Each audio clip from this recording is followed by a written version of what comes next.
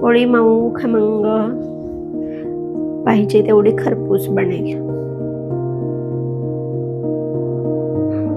मिक्सरच्या भांड्यामध्ये पाऊणवाटी खमंग भाजलेले शेंगदाणे घ्यायचे आणि 4 वेलची घालून थोडंसं बारीक करून घ्यायचं आहे.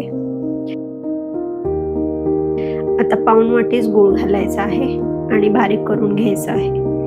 मिश्रण एकदम जास्त बारीक करायचं नाही, त्यामुळे पोळी जास्त चिवट होते. तुम्ही पाहू शकता सारण असं मोकळं मोकळं असलं पाहिजे, एकदम घट्ट गोळा बनलेलं सारण नको आहे. आता ताटामध्ये सारण काढून त्यामध्ये अर्धा चमचा तूप घालून चांगलं चोळून घ्यायचं आहे, त्यामुळे पोळी कडक होणार नाही.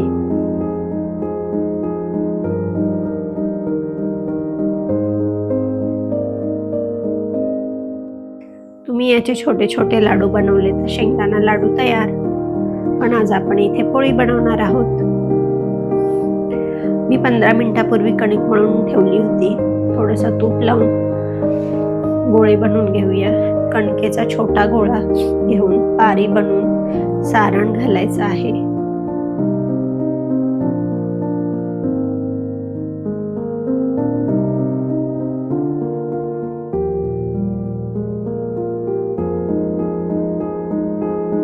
तोंड व्यवस्थित बंद करून घ्यायचं आहे.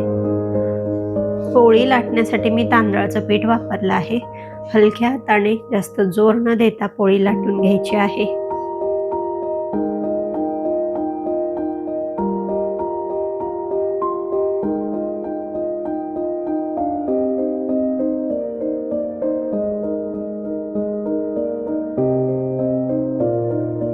तव्यावर थोडंसं तूप लावून पोळी भाजून घेऊया. पोळी टाकल्यानंतर सगळीकडे तुपाची धार सोडायची आहे, म्हणजे पोळी खमंग भाजली जाते.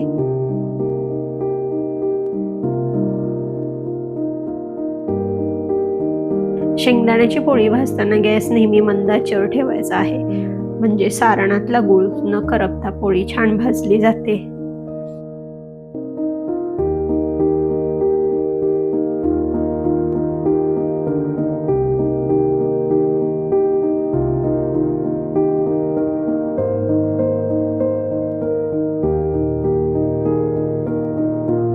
तुम्ही पाहू शकता किती छान रंग आलेला आहे.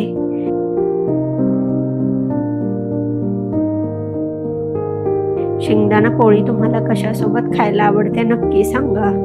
भेटूया लवकरच. तोपर्यंत काळजी घ्या, घरच्यांसोबत स्वतःचीही.